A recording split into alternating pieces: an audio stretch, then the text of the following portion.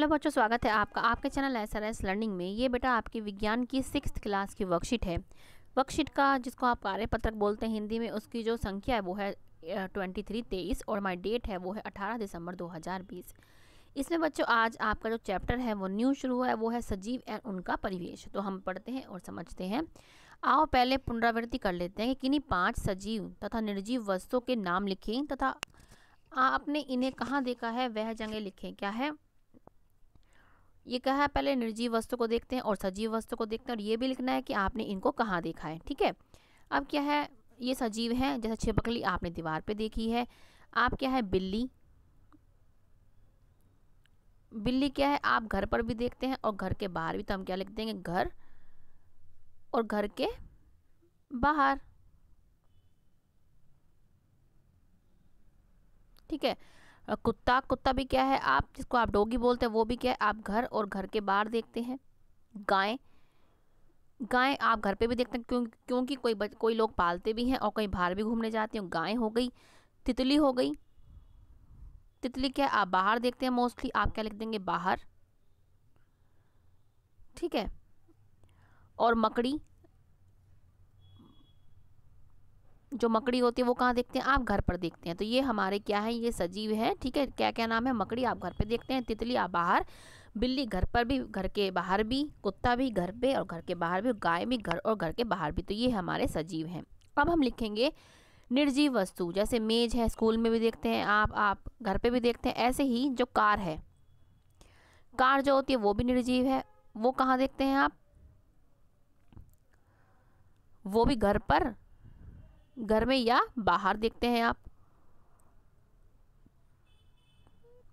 ऐसे ही आपका क्या हो गया, आपका पेन, जो पेन होता है वो भी आप क्या है, घर पर देखते हैं या आप स्कूल में देखते हैं उसको, स्कूल में। ऐसे कुर्सी, कुर्सी भी घर या घर के बाहर या घर स्कूल में भी देखते हैं आप। ठीक है, और क्या हो गया, आपकी किताब हो गई। किताब, किताब भी आप स्कूल में भी देखते हैं और स्कूल के बाहर भी देखते हैं। इसके अलावा पहले आप 4 लिख लो, फिर मैं और बताती हूँ। कार घर या घर के बाहर, पेन घर या स्कूल में, कुर्सी घर या स्कूल में, किताब घर या स्कूल में। और क्या हो सकता है आपका, अलमारी, अलमारी भी देखते हैं आप कहाँ, स्कूल में और स्कूल के बाहर। स्कूल या घर में हम क्या लिख देंगे, स्कूल और घर में। ये वैसे हमारे 5 हो गए। आप तौलिया भी लिख सकते हैं, तौलिया। तौलिया क्या आपको घर में दिखता है, जिससे आप अपना शरीर पूछते हैं, घर। ठीक है, तो ये हमारे हो गए कि हमें ये कहाँ कहाँ दिखते हैं। बहुत सारी चीज़ें ऐसी हैं जो हम और भी लिख सकते हैं, लेकिन हमें 5 ही पूछा है तो हम 5 ही लिखते हैं। ठीक है, अब हम चलते हैं आगे।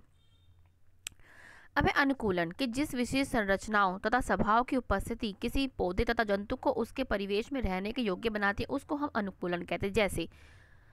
जैसे क्या है, जो कैमल होता है, जैसे कैमल क्या है आपका, जो आपका ऊँट है वो क्या है, एक विशेष संरचना, मतलब उसका क्या है, जो पैर है वो गद्देदार है। इसी कारण क्या है, वो रेगिस्तान में रहता है और उस पर चल सकता है आराम से।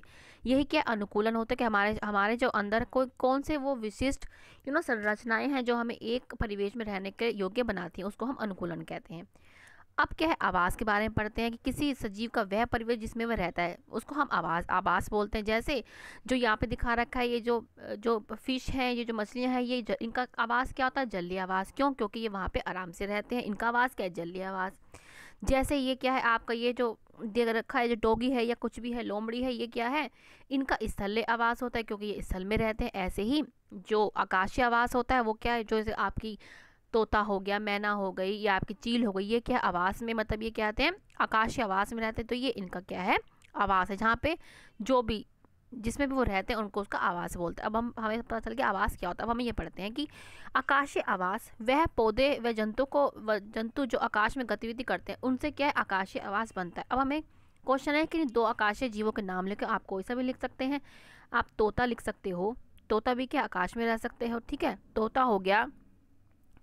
आपकी चील हो गई, चील के आकाश में घूमती रहती, चील हो गई। अब जो भी पक्षी है वो है, ये क्या है, आप चिड़िया लिख सकते हैं, आप कुछ भी लिख सकते हैं। अब है स्थलीय आवास, स्थल पर पाए जाने वाले पौधे एवं जंतुओं का आवास। स्थलीय आवास क्या होता है, जिसपे क्या है, जंतु और जो पौधे पाए जाते हैं उनको क्या है, स्थलीय आवास बोलते हैं। जैसे आपका जंतु, इसमें क्या हो गया आपका बिल्ली, बिल्ली भी क्या है, यहाँ पे रहती है गायें। आप पेड़ भी लिख सकते हैं, कैक्टस का पेड़ जिसको नागफनी बोलते हैं हिंदी में, नागफनी, नागफनी वो भी क्या है, उसका भी क्या है, स्थलीय आवास है। ठीक है, तो ये हमारा इसका हो गया। अब चलते आगे, अब है जलीय आवास। जल में पाए जाने वाले पौधे और जंतुओं का आवास। जलीय आवास कौन सा होता है, जिसमें क्या है आपके वो आवास जिसमें जंतु और पौधे जल में रहते हैं, उसको जलीय आवास बोलते हैं। इसमें भी दो जलीय जीवों के नाम लिखने हैं। कौन से आपका, एक तो मछली हो गई, मछली भी क्या है आपके जलीय जीव हो गई। ठीक है, मछली हो गई आपकी, आपकी शार्क हो गई, केकड़ा हो गया आपका, केकड़ा, ये सब क्या है, ये पानी में रहते हैं। और आपका पेड़ भी होगा कौन सा, कमल का जो फूल होता है, कमल का जो पौधा होता है वो भी क्या है, पानी में ही उगता है। तो ये आप यहाँ से बेटा पूरे देख के लिख सकते हैं। अब हम चलते हैं आगे। अब क्या है कि जैव घटक किसी आवास में पाए जाने वाले सभी जीव जैसे कि पौधे और जंतु। जैव घटक कौन होते हैं, जो क्या होते हैं, जीवित होते हैं। कौन कौन से हैं वो, पौधे और जंतु, उनको हम किसी आवास के जैव घटक बोलते हैं। और जैविक घटक क्या है, किसी भी आवास में पाए जाने वाले निर्जीव वस्तुओं को, जैसे मिट्टी हो गई, वायु हो गई, जल हो गई, इनको हम बोलते हैं किसी आवास के अजैविक घटक, मतलब ये निर्जीव होते हैं। ठीक है, अब हमने ये पढ़ा। अब क्या है, सजीव जीवों की उन विशेषताओं को सूचीबद्ध कीजिए जो उन्हें निर्जीव वस्तु से अलग करती है। अब हमें यहाँ पे क्या है, निर्जीव वस्तु की उन विशेषताओं के बारे में बताना है। सबसे पहले तो क्या, जो सजीव होते हैं वो क्या करते हैं, वो श्वसन करते हैं। हम क्या लिख देंगे, श्वसन। श्वसन माने सांस लेना, वो सांस लेते हैं। ठीक है, दूसरा क्या है, वो प्रजनन करते हैं, मतलब अपने जैसे ही बच्चों को मतलब जन्म देते हैं, प्रजनन करते हैं, श्वसन करते हैं, प्रजनन करते हैं, खाते हैं और चलते हैं।